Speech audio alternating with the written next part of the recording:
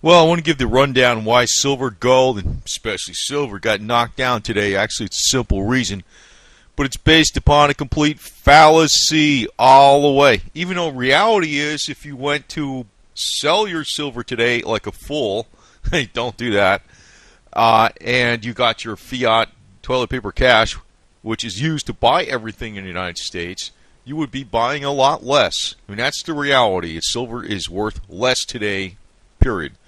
But it's based upon a false assumption because of something the Fed said, really. And today's silver update is brought to you by the girl with the pink bicycle. So stay healthy, avoid doctors, especially avoid psychiatrists, and grow your own food. That's the motto of the day. But here is the reason. It is based upon a complete fallacy, but it scared the markets. So have faith. I know, you've been hearing this crap forever, have faith. But here it is. The Fed announced that it was doing away with its regulation that would keep rates low, interest rates low, to 2015. That is what it said, right? So you're thinking, oh, interest rates might go up.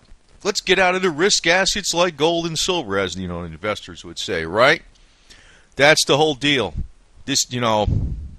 And I know when things go down, more people jump on the short side, and with all this electronic stuff, it goes down even further. So there's your potential manipulation. But this is the whole fallacy, that it would instead plan for low rates until unemployment was around 6.5% and inflation outlook was 2.5%. That's their assumption. That is so freaking far off. First off, they're doing QE3 and QE4 combined $85 billion a month. How is that going to keep inflation down? The other thing is, and I know Jim Rogers doesn't tell you everything in the world, but he basically gives you more information than anybody else, because even though he gives it to you in a very general way, he's giving you more information. He says 2013 is going to be a horrible year. Now, you combine this, though, this is Federal Reserve announcement, with what Goldman Sachs says. What did Goldman Sachs say? They said that things would be picking up in the economy at the end of 2013. I don't know where. Is that with the psychiatric profession? Is that going to help the economy? Maybe you're going to have more psychiatrists punching meds out there to people, and they'll see the numbers and the revenue and all the profits, and that's good for the economy, so everything's going up. Yeah. That's like saying the drug dealers improve the economy. Anyway, that's a little side note, but sometimes the numbers don't tell you the whole story. That's really my point on that statement. But is the economy going to go up, or the unemployment rate is going to go down like that? No. So it's almost like saying, yeah, I'm going to put all my stuff in his boat, and provided it's got no holes in it, and I'm going to push it out into the ocean, and it does have holes in it. So if this one thing occurs, or these two things occur, unemployment is at 6.5%, inflation is like 2.5% or lower, then they won't keep interest rates low. But is that going to happen? No. God. So, it scared the markets. So, as for today, like I just have to say, I don't really know how much lower it's going to go, because, you start getting in these technical resistance points. But, when it breaks below 30, that's bad news usually. That usually is bad news. But I don't know if there's something that could scare the markets the other way. But, this is where I say this is manipulation. Because when the Fed makes an announcement like this, it scares the crap out of people, and they get out of their risk assets. But the announcement actually means nothing. Think about it. If that's like saying, I'm opening up a company, and if I make $10 billion this year, I'm going to go do this. But, that's not reality. It's like the Fed is saying, if the unemployment rate is 6.5% or lower, and the inflation rate is 2.5% or lower, then we're going to raise interest rates. But that ain't going to happen. And, just look at what Jim Rogers says. He's not stupid in any way.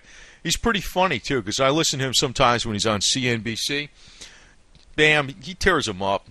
they got, the idiot announcer out there. She'll be saying something, and he's like, well, yeah, you'll tell me the facts after something happens. I'm looking ahead. You're looking backwards.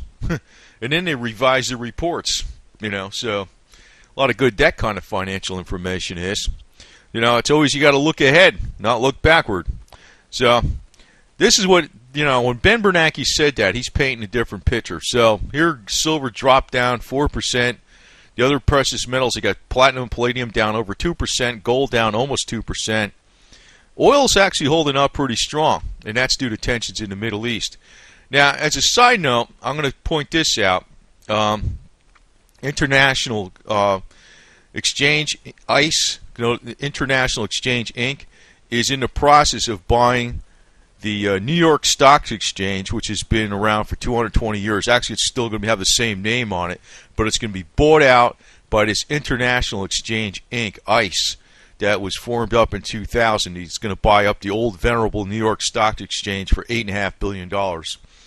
Now, this International Exchange is actually somebody who was on the forefront of trading electronically, and I don't know exactly what it is. I was trying to dig into this a little further, but it's a very interesting point because I don't know what that means, but that's something to watch for. I just want to alert people to this. The New York Stock Exchange is actually be bought out by this much younger company, which may have some kind of different emphasis or implications for trading or whatever. So I'm a little curious about this. It's just a story I'm putting out there as a side note, nothing really to do with silver, but the New York Stock Exchange is going to be bought by ICE, the Intercontinental Exchange, for $8.5 billion. So that's an interesting story. But just remember, the reason gold and silver going down is because there's this fear that the Fed might not keep the rates low until 2015 because of this announcement, because they're basing it on a new set of parameters. They're saying if unemployment rates get down to 6.5% and inflation outlook gets down to 2.5%, they're going to start raising rates. Trouble is, how the hell is that going to happen? Really, think about it. So, I don't know how far down this is going to go, but it seems a little crazy, but that's exactly what it's doing. I don't know why. I mean, that's the reason why, but like I said, it's based upon a fallacy. How low will it go? I don't know. I just don't think it can go that low or even test 26 again, because there's other things that are going to come up, like downgrading the debt. The fiscal cliff is not going to be working out the way they said it is. And you're probably going to see other numbers maybe for the end of the year might not be so good. So, and if it turns out like, inflation is kicking up its, head higher, and because it has to be because of the food, for one. We had a drought. So, this policy is really just, this announcement from the Fed basically scared the markets. But it's not based upon reality. And so this could be said as an example of manipulation. Really, think about it. I mean, why would the Fed say something like this unless they're trying to drive the markets down because they know they're going to go up? You remember, it's not really how high it goes, it's all the direction. So that could be the inside trading that goes on. That's what I always suspect. But anyway, that's the reason why it got slammed down today. But if the manipulation could be up and down, just remember that.